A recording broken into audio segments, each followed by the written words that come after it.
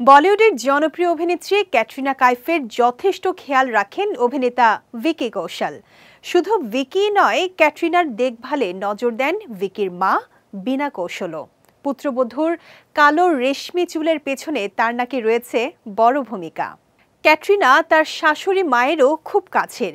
ভিন্ন সংস্কৃতিতে বড় হয়েছেন অভিনেত্রী, কিন্তু ভিকির সঙ্গে বিয়ের পর তিনি একেবারে পাঞ্জাবি পরিবারের ঘরণী। ভিকির সঙ্গে শ্বশুর শাশুড়িকেও আপন করে নিয়েছেন তিনি। কিছুদিন আগেই শাশুড়ি মা বীণা কৌশলের সঙ্গে শিরডি সাইবাবার মন্দিরে পৌঁছে গিয়েছিলেন ক্যাটরিনা।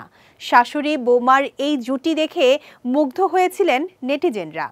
এখানেই শেষ নয়, শাশুড়ি বৌমার রসায়ন, বৌমার কালো রেশমি চুলের পেছনে বীণা কৌশলের দায়িত্ব যেন অনেক। নিজে হাতে ক্যাটরিনার জন্য বিশেষ এক ঘরোয়া তেল তৈরি করে দেন তিনি। এক সাক্ষাৎকারে ক্যাটরিনা কাইফ নিজেই জানিয়েছেন তার শাশুড়ির তৈরি এই ঘরোয়া টোটকার কথা। অভিনেত্রী বলেন, আমার শাশুড়ি মা একটি তেল তৈরি করে দেন আমাকে। আমলকি ও অ্যাভোক্যাডোর সঙ্গে আরও কিছু মিশিয়ে একটি তেল তৈরি করেন তিনি। সেই তেল সত্যি চুলের পক্ষে খুব উপকারী। আমি নিয়মিতই ব্যবহার করে থাকি। 2021 সালের ডিসেম্বরে গাঁটছড়া বেঁধেছিলেন অভিনেতা ভিকি কৌশল ও অভিনেত্রী ক্যাটরিনা কাইফ।